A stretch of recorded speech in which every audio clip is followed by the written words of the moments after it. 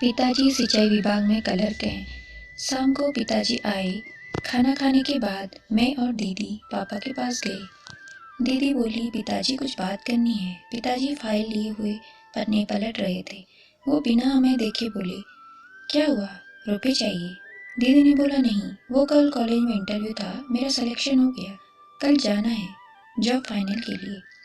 पिताजी ने फाइल बंद कर एक तरफ रख दी और हम दोनों को घूरते हुए बोले, तुम लोगों को मैंने कुछ कमी होने दी? कभी नहीं होने दी।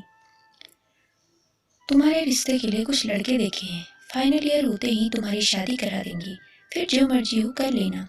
बेटियां होती ही दूसरे घर की अमानत है। ये अमानत जिसकी है उसके पास पहुंच जाए, बस जाओ, सो जाओ, शादी के लिए सोचो, ये जॉब और फालतू की बातें हैं। पापा ये सब बात बोल दूसरी तरफ मुंह कर लेट गए। हम दोनों अपने कमरे में आ गए। रात हम दोनों को नींद नहीं आ रही थी। अगले दिन दीदी को जिस नंबर से जॉब के लिए फ़ोन आया था उसी पर फ़ोन कर जॉब के लिए मना कर दिया। मुझे अच्छी तरह पता था दी ने इसके लिए कितनी अरमान जलाए, कितनी दुखी है। नेहा घर आई। मैं बोली, अरे आज यहाँ कैसे? नेहा बोली, तुम आ नहीं रही कॉलेज तो हमने सोचा हाल चाल पूछ लें और काम भी बता दें। तरुण तुम्हें पूछ रहा था और सॉरी बोलने को बोला है। उसे लगता है कॉलेज उसकी वजह से आना बंद कर रखा है। मैं बोली, नहीं, बस तबीयत कुछ ठीक नहीं लग रही थी। मुझे समझ नहीं आ रहा था इतनी मेहरबान कैसे है आज। नेहा बोली, अच्छा वो तेरी प्रेजेंटेशन बन गई? मैं हाँ बोलने वाली थी पर दीदी ने मुझसे इस सारे में मना कर दिया। मैंने नेहा से मना कर दिया, नहीं बनी। नेहा बोली, यार हमसे भी नहीं बनी। कंप्यूटर में पीपीटी अगर तू कुछ मदद कर दे या दीदी बना के दे दे। दी हमारी बात सुन रही थी। दी बोली, ये नेहा, हमें तो बहुत काम है और सावरी मेरी मदद कर रही है। नेहा बोली, ठीक है, मैं किसी और से पूछती हूँ। नेहा चली गई। दीदी ने कहा, जो जैसा है उसके साथ वैसा ही रहना चाहिए। इतने में दीदी का फ़ोन बजा। दीदी ने उठाया तो पता चला अंकुश का फ़ोन था।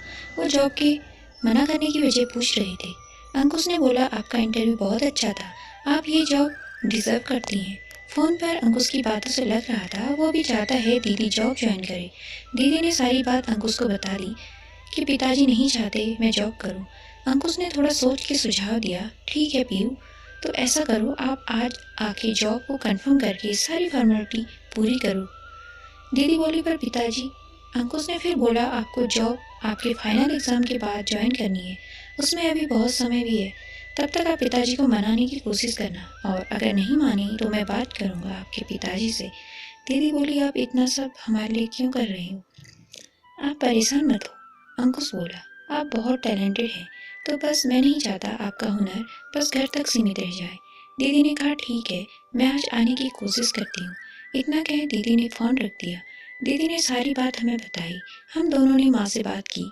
माँ ने पहले मना किया पर जल्द ही मान गई।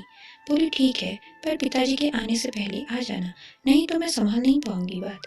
ठीक है माँ, you are the best mom in the world. दीदी ने खुशी से माँ को गले लगाते हुए बोला। माँ ने कहा, अच्छा ठीक है, जाओ, नहीं तो देर हो जाएगी। दीदी तैयार होने चली। मैं दीदी के रूम में गई तो देखा पूरे बेड पर कपड़े फैले हैं। क्या पहनूं, छोटी? दीदी मुझे प्यार से कभी कभी छोटी बुलाती थी। हमने दीदी को ड्रेस सेलेक्ट करके बताई।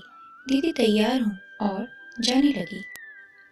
दीदी जाते हुए बोली, माँ जा रही हूँ, बाय छोटी। मैंने दी को ऑल द बेस्ट बोला। माँ रसोई से आते हुए बोली, रुक जा पीहू। माँ के हाथ में कटोरी में दही चीनी थी। माँ दीदी को खिलाते हुए बोली, तुम दोनों ही मेरे लिए मेरा बेटा हो, हमेशा घर का सम्मान बनाए रखना और इतनी सफल हो कि तुम्हारे पिताजी भी ये मान जाए, बेटियाँ किसी से कम नहीं होती। दीदी ने माँ को गले लगाए आशीर्वाद लिया और चली गई। दीदी जब ऑफिस पहुंची तो देखा ऑफिस काफ़ी बड़ा था। रिसेप्शन पर दीदी ने अपने बारे में बताया तो उन्होंने एक केबिन की तरफ इशारा किया। दीदी ने सारी फॉर्मेलिटी पूरी की और आने की तैयारी करने लगी। तभी अंकुश मिल गए। हाय पीहू, दीदी की तरफ देखकर बोला। दीदी ने भी बोला, हेलो सर। अंकुश, अरे ये सर क्यों बोल रही हो? दीदी बोली, क्योंकि अब आप हमारे होने वाले बॉस हैं। अंकुश हंसते हुए, नहीं, मेरे ऑफिस में मैं किसी को अपने आप को बॉस नहीं कहलवाता, तो आप भी बस अंकुश ही बुलाएं। तो आज आपकी जॉब फाइनली फिक्स हो गई। हाँ सर, पर पता नहीं कर पाएंगे या नहीं, दीदी उदास होते हुए बोली। अंकुश, फिर सर? अगर आगे से आपने सर बोला तो मैं भी आपको मैम बोलने लगूंगा। चलिए फिर कॉफ़ी पीने चलते हैं, आपकी जोक की खुशी में। नहीं, आपको तो पता ही नहीं। जी को नहीं पता, उनके आने से पहले पहुंचना है। फिर कभी सर। उफ, सॉरी सॉरी अंकुश। दोनों हंसने लगे। दीदी जब घर आई तो मैं दीदी को पकड़ के बैठ गई और सारी बातें पूछने लगी। दीदी रुक जा, थोड़ा सांस तो लेने दे। दीदी ने सारी बात बताई। मैं कुछ सोच में पड़ गई। दीदी ने सर पर हल्की सी थपकी दी और बोली, अब किस सोच में पड़ गई?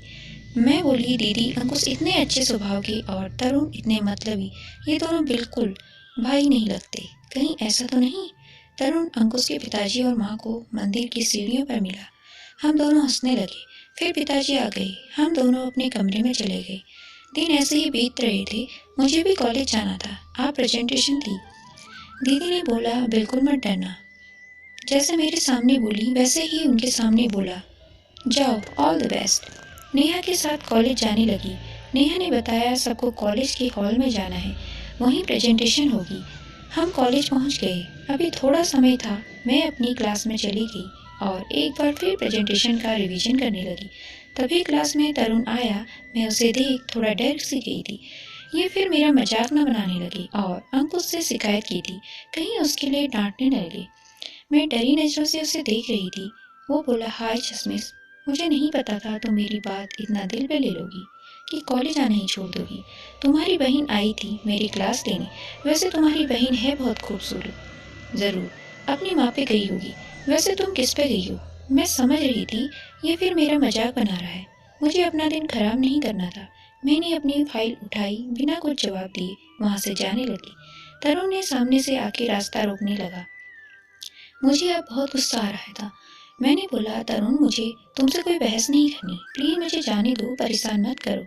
तरुण फिर अपना एटीट्यूड दिखाते हुए बोला, मैं और तुम्हें परेशान? पता है लड़कियां तरसी हैं कि मैं उनसे बात करूं। जाओ, तुम भी क्या याद करोगी?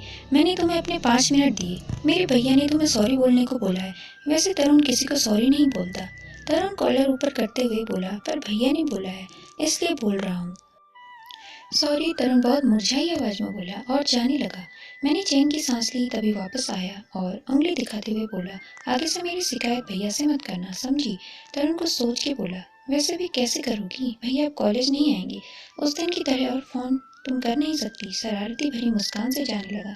तभी मैंने एक मोबाइल नंबर बोला। वो चौक के पीछे मुड़ के देखने लगा। मैंने बोला, यही है ना तुम्हारे भाई का नंबर? मैंने दीदी के फोन में देखा। मुझे नंबर देखते ही याद रहते थे। तरुण फिर कुछ बोलने ही वाला था कि क्लास का टाइम हो गया। बेल बज गई। सबको कॉलेज हॉल में पहुंचना था। तरुण ने बोला, तुम्हें तो बाद में देख लूंगा मैं। प्रेजेंटेशन शुरू हुई। सब बहुत अच्छा प्रदर्शन कर रहे थे। मेरी प्रेजेंटेशन सबसे आखिरी में थी। अब मेरी बारी थी। 2 सेकंड आंख बंद कर दीदी की बात याद की। यही मौका अपने प्रति सबकी सोच बदलने का। मैंने लैपटॉप लिया और अपनी पीपीटी शुरू की। बोलना और पीपीटी दोनों ही मुझे खुद ही हैंडल करने थे। मैं आत्मविश्वास के साथ पोडियम पर खड़ी माइक में बोल रही थी। मेरी क्लास के सभी मुझे आश्चर्य भरी नजरों से देख रहे थे। तभी माइक की आवाज बंद हो गई। मैं बार बार माइक चेक कर रही थी, पर वो नहीं चल रहा था। मेरे लाख कोशिश करने पर भी वो माइक पता नहीं क्यों नहीं चल रहा था। जो सर एंकरिंग कर रहे थे, उन्होंने ये सब देखा तो उन्होंने अपना वायरलेस वाला माइक मुझे दिया। मैंने जल्दी से सब दोबारा से व्यवस्थित करने लगी। एक हाथ से माइक और एक हाथ से लैपटॉप हैंडल करना मुश्किल हो रहा था। फिर मैंने अपनी प्रेजेंटेशन को चालू रखते हुए सब कुछ अच्छे से एक्सप्लेन किया और जो भी प्रश्न वहाँ उपस्थित प्रोफेसर ने पूछे उसका भी बहुत सहज भाव से उत्तर दिया। सभी की प्रेजेंटेशन पूरी हो गई। अब गेस्ट प्रोफेसर द्वारा बेस्ट प्रेजेंटेशन का नाम बोला जाना था।